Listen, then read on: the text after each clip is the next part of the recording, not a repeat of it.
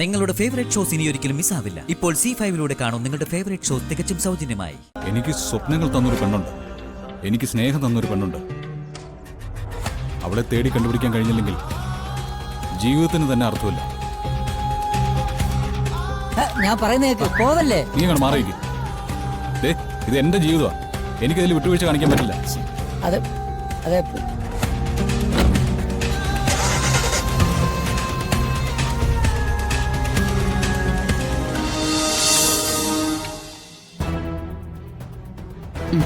നമ്മളെ വരുണിനുണ്ടേ കൊടുക്ക.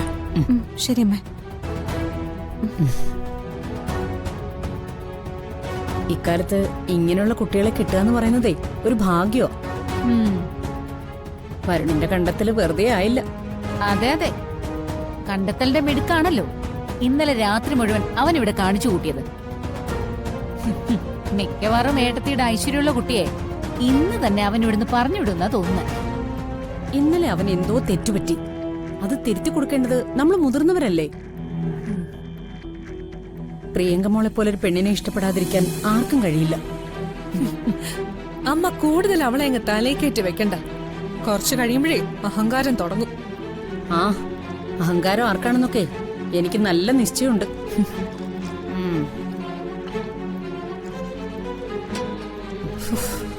ദാ ഇപ്പോ രണ്ടാളും ചായ കുടിക്കും. ദാ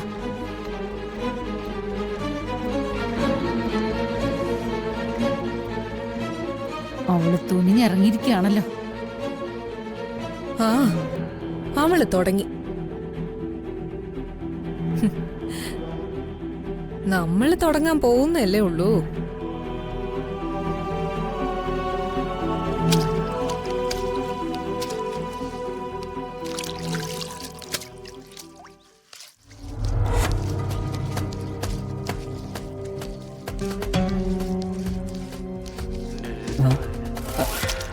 എങ്ങോട്ടാ ഇത്ര രാവിലെ? ഞാൻ പറഞ്ഞിട്ട് നിങ്ങളാരും വിശ്വസിച്ചല്ലോ. അപ്പൊ പിന്നെ എന്റെ പെണ്ണിനെ ഞാൻ തന്നെ കണ്ടെത്തി കൊണ്ടുവന്ന് എല്ലാവരുടെ മുന്നിൽ നിർത്തണ്ടേ? അത് വിട്ടില്ലേ ഇതുവരെ? നേരം വെളുക്കുമ്പോ എല്ലാം മാറുമെന്നാണ് ഞാൻ കരുതിയത്. എത്ര നേരം വെളുത്താലും ഞാൻ സ്നേഹിച്ച എന്റെ പെണ്ണിനെ എനിക്ക് മറക്കാൻ പറ്റില്ല. നോക്ക്, ഇവിടെ എല്ലാരും വരുണിനെയാണ് ഏറ്റവും കൂടുതൽ സ്നേഹിക്കുന്നത്. മുത്തശ്ശിയായാലും അച്ഛനായാലും അമ്മയായാലും അവരെ വേദനിപ്പിക്കുന്ന ഒരു തീരുമാനം എടുക്കരുത്. ആ പെൺകുട്ടി അവളൊരു വലിയ കള്ളവാ. അവളത് വാ തുറന്ന് ആരോടും പറയില്ല. കാരണം കണിമംഗലത്തെ മരുമകളെന്ന സ്ഥാനം അവളെ അത്രയും മോഹിപ്പിക്കുന്നുണ്ട്. പക്ഷെ ബിജു, ഒരു ദിവസമല്ല, ഒരാണ്ടല്ല, ഇനി 1000 വർഷം കഴിഞ്ഞാൽ പോലും എനിക്ക് അവളെ ഭാര്യയായിട്ട് സങ്കല്പിക്കാൻ കഴിയില്ല. എനിക്ക് സ്വപ്നങ്ങൾ തന്നൊരു പെണ്ണുണ്ട്, എനിക്ക് സ്നേഹം തന്നൊരു പെണ്ണുണ്ട്. അവളെ തേടി കണ്ടുപിടിക്കാൻ കഴിഞ്ഞില്ലെങ്കിൽ ജീവിതത്തിന് തന്നെ അർത്ഥമില്ല.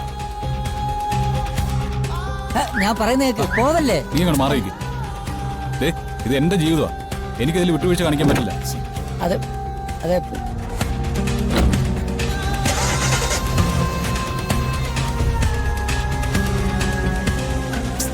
ബിജു. ഓ, മരുണ് എങ്ങോട്ടാ പോയെ? അത് പിന്നെ ഇന്നലെ കല്യാണത്തിന് സാധനങ്ങളൊക്കെ കൊണ്ടുവന്നില്ലേ, അതിലാർക്കോ കുറച്ച് പൈസ കൊടുക്കാനുണ്ട്, അത് കൊടുക്കാൻ പോയതാ. ചായയുമായിട്ട് ഞാൻ മുറി ചെന്ന് നോക്കി. അവിടെ കാണാത്തപ്പോ ബാൽക്കണിയിൽ നോക്കി. എന്നോടൊന്നും പറഞ്ഞത് പോലുമില്ല. അത് വരുണിന്റെ ചില രീതികളൊക്കെ അങ്ങനെയാ. ഒരു കാര്യം മനസ്സിൽ തോന്നിയാ അപ്പൊ തന്നെ അത് ചെയ്യണം. ചെയ്ത് തീർത്താലേ സമാധാനം കിട്ടുള്ളൂ.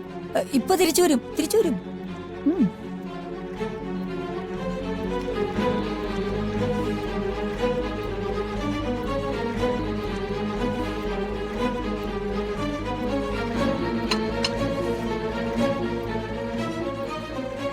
ചേച്ചി അന്വേഷിച്ചാണോ? ഇനി എല്ലാം തെളിയിക്കാൻ പുറപ്പെട്ടതായിരിക്കോ?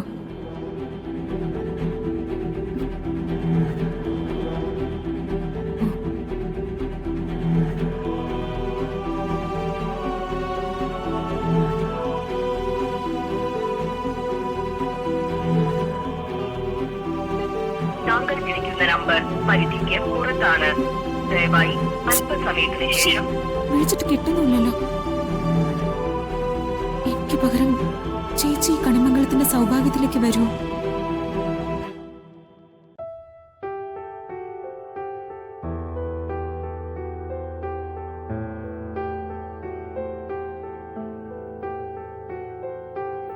അയ്യേ, എന്താടി പൂജാമുറിയിൽ സ്ഥിരതാമസം ആക്കിയോ നീ?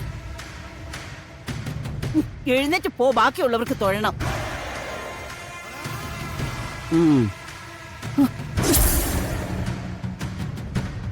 അവിടെ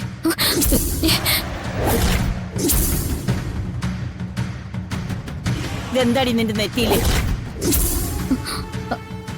നീ എന്തിനാ നെറ്റിയില് സിന്ദൂരം ഇട്ടത്? കഴിഞ്ഞതൊക്കെ മറന്നു കളയണോന്ന് നിന്നോട് പറഞ്ഞതല്ലേടി? പിന്നെ ആരെ കാണിക്കാനാ ഇതൊക്കെ ചാർത്തിയിരിക്കുന്നേ? അനിയത്തിയെ കെട്ടിയവന്റെ കൂടെ നിനക്കും കൂടെ പോയി പൊറുക്കണോ?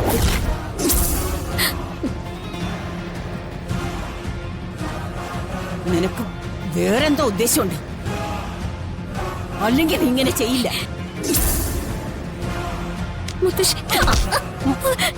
എനിക്കെന്റെ പ്രിയങ്കമോളുടെ ജീവിതം വലുത്. അതിനു വേണ്ടി നിന്നെ കൊല്ലേണ്ടി വന്നാലും കൊല്ലും.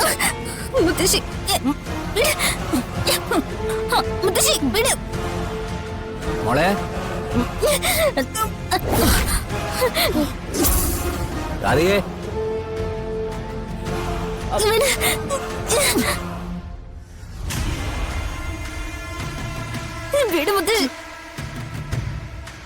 മോളെ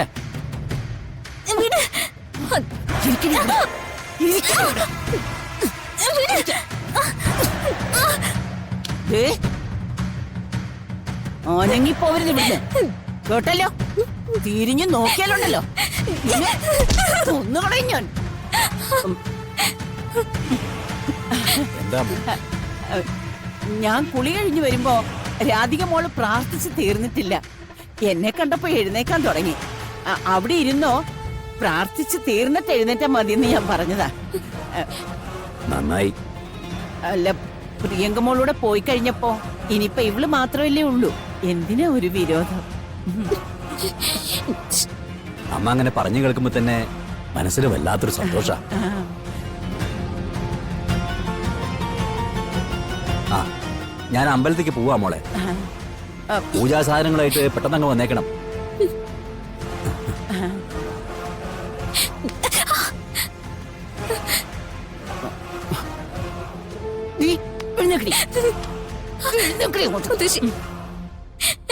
അങ്ങോട്ട്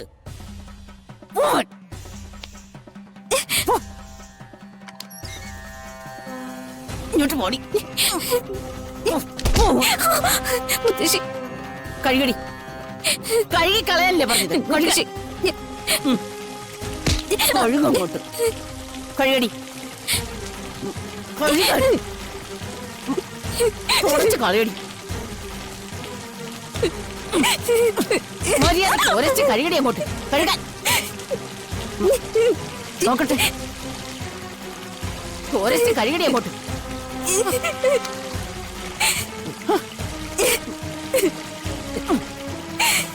നോക്കട്ടെ, ഇരിക്കവിടെ ഇരിക്കും. കൊഴുവും